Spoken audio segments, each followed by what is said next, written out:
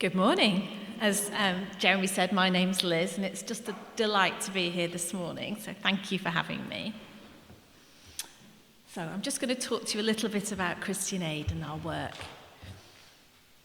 So at the end of World War II, when people across Britain were celebrating Victory in Europe Day, people just like you in churches across the country came together and said, we can't just be celebrating victory today, we also have to respond to the devastation that the war has left behind and support the refugees left in crisis across Europe. So Christian Aid began nearly 80 years ago to meet the needs of refugees in Europe and has grown and developed since then to work across the global south as the need decreased in Europe. But once again, we're responding closer to home with the devastating earthquake in Turkey and Syria in February this year and the war in Ukraine. And once again, people in churches like you are saying, we can't just sit here and do nothing, we have to respond.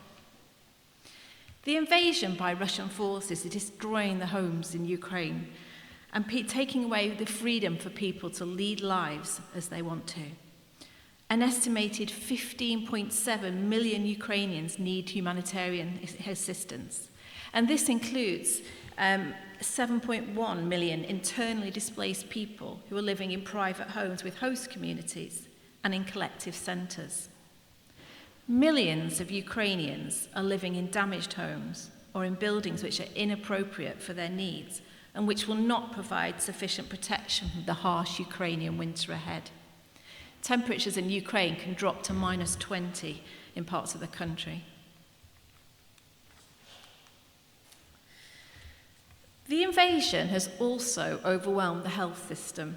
An example of this is the increase in the number of premature births, which has tripled due to stress and medical problems that arose with the outbreak of war. Christian Aid is working and supporting communities in Ukraine through our partner agent, Crown Agents. And we have provided 34 baby incubators, life-saving drugs for babies born with respiratory issues, 100 oxygen concentrators and patient monitors, 9,000 thermal blankets and 9,000 trauma kits. Now, these high-tech incubators supplied by Christian Aid via our partner are just one example of the many life-saving ways that funds from the Disaster Emergency Committee's Ukrainian Humanitarian Appeal have been providing medical assistance for people caught up in the conflict. So you'll see in the picture, Tanya Korenchko from Christian Aid's partner charity said, the doctors said, we are really saving lives with this. You know, a little piece of plastic and metal is really changing the story. Christian Aid has also provided cash assistance to nearly 60,000 people, and support has varied depending on the specific needs of individuals and groups. So this has included monthly payments to help people cover their day-to-day living costs, and people are identified through local authorities, through social services and community representatives. It's also included small household grants, particularly to families with vulnerable members, for example, people with disabilities and those from marginalised groups. And these grants have been used to purchase essential items such as blankets and towels and food and medicine and nappies. And it has also included grants to over 70 groups who've applied on behalf of their communities.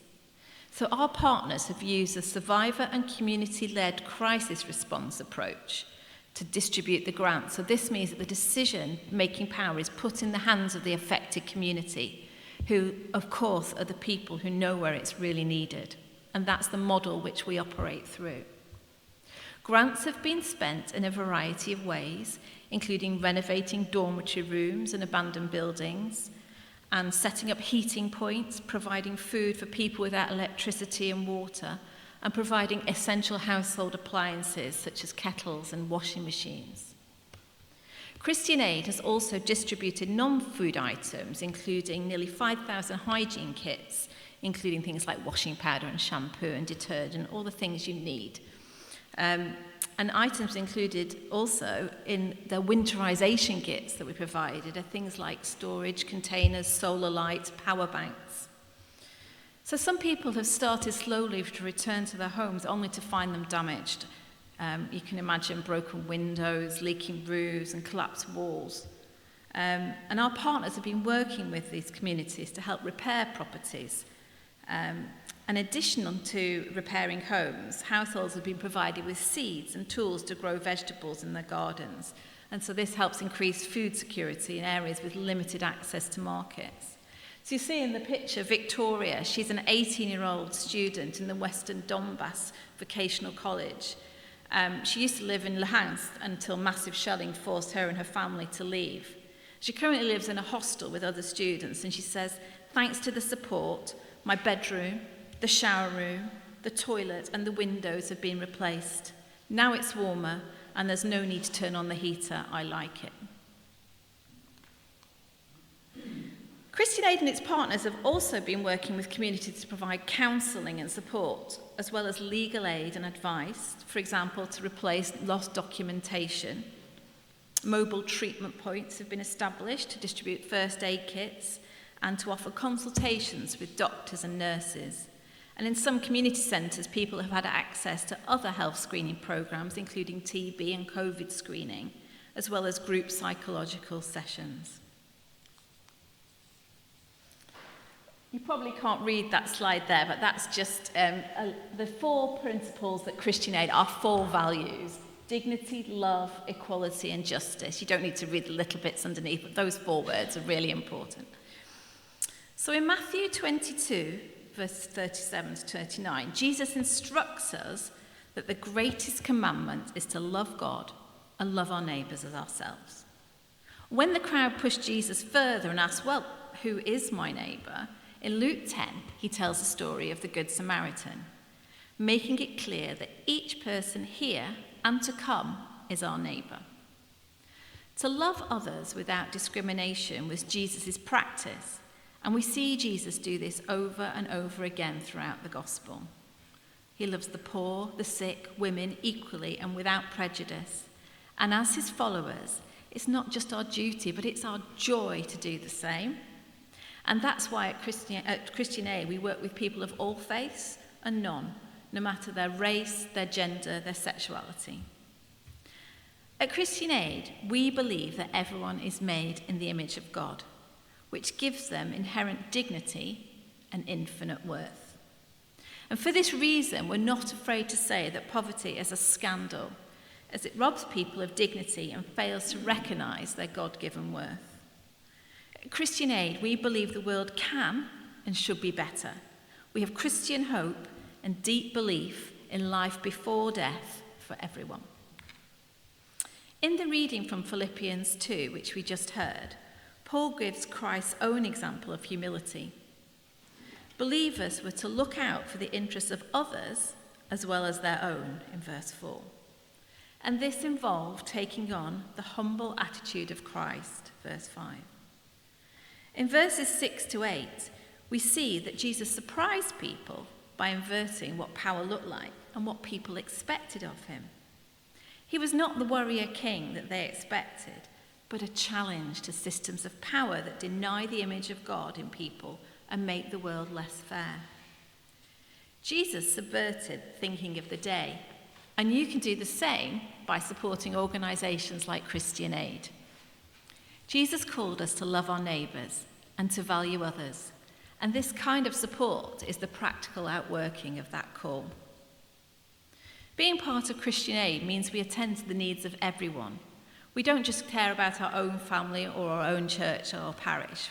We want to think beyond that, which is why we're activists on climate change. We want to think about the people coming after us, and we want to think about the people who have done the least to cause it, our global sisters and brothers. We can demonstrate our love in action practically through our fundraising, which is what the people of Fareham have done willingly and generously. At Christian Aid, we believe that love acts. In everything Jesus did and said, he demonstrated his love for all, especially those who are on the margins of society. Each action that is taken for Christian Aid, the donations you make, the campaign actions you take, the legacies you could leave in your wills, all demonstrate your love in action for our global neighbours. We want to say a big thank you to you and everyone who helped with the quiz last night. It was great fun, wasn't it? We came third. I was quite proud of that. And I want to say thank you to everyone who's taken an action to bring about change through lobbying and making their voice heard. To everyone who's supported the Christian Aid group through spreading the word, doing things like setting up digital giving, producing flyers, providing things for stalls. Every single one of these things and more demonstrates the radical love that Jesus had for people on the margins of society then and now. As we've said, everyone is equal in the sight of God. Yet we live in a world where the scandal of poverty, inequality, and injustice persists. Christian Aid acts as a global movement of people to respond in practical ways to alleviate suffering, to expose and eradicate misuse of power, to provide humanitarian support in crisis and emergencies, and to work for sustainable and long-lasting change. From what we've heard about Ukraine this morning, I hope you can see the direct impact congregations like yours are having. And this is only possible because of people like you. Thank you for standing with us.